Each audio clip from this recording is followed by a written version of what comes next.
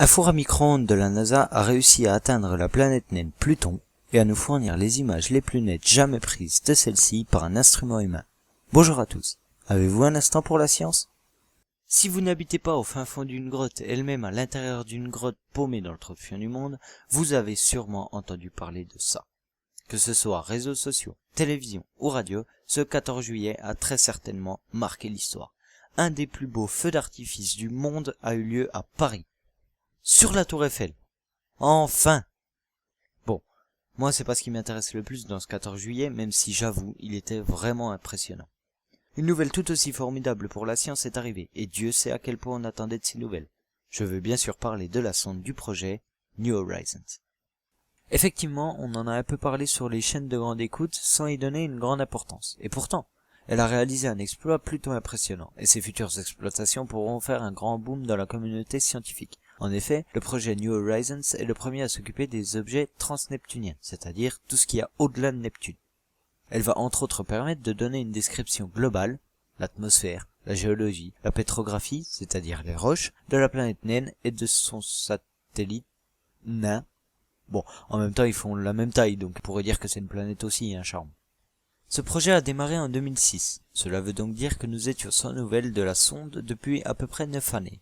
En effet, les scientifiques coupent les connexions pour économiser les batteries du lanceur et pour garantir les fonctions primordiales de la sonde. Elle a donc parcouru plus de 4,8 milliards de kilomètres, soit 32 fois la distance Terre-Soleil.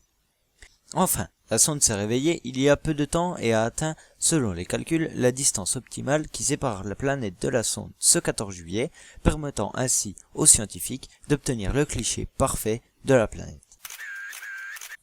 La mission d'ailleurs ne s'arrête pas là, puisque la sonde, après avoir fait toutes ses analyses sur Charon et Pluton, s'envolera vers la ceinture de Kuiper, marquant la fin de son périple.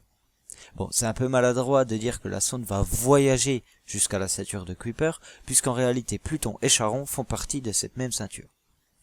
Les premières informations sont tombées et ils affirment que la surface de ces deux objets semblerait être, niveau géologique, les plus jeunes de notre système solaire. Ce qui est contraire à nos attentes. Par conséquent, une activité géologique est donc présente. Question suivante. D'où vient l'énergie nécessaire à cette activité? Je laisse tout le loisir à nos scientifiques de répondre à cette question, ce sera quand même plutôt important. L'essentiel sur la sonde étant dit, je clôt le premier numéro de l'Instant T, qui couvrira en vidéo l'actualité scientifique, toutes les annonces importantes, les événements à ne pas manquer, les grosses découvertes. Quant à moi, je vais vous dire ce que je dis habituellement, le j'aime, ça me permet de savoir qu'est-ce que vous pensez de ma vidéo, le commentaire, si vous voulez carrément m'écrire ce qu'il faut que je fasse pour m'améliorer surtout, et l'abonnement, c'est ce qui me permet d'agrandir ma communauté et surtout à vous de suivre mes prochaines vidéos. Quant à moi, je vous retrouve dans une prochaine vidéo. À ciao.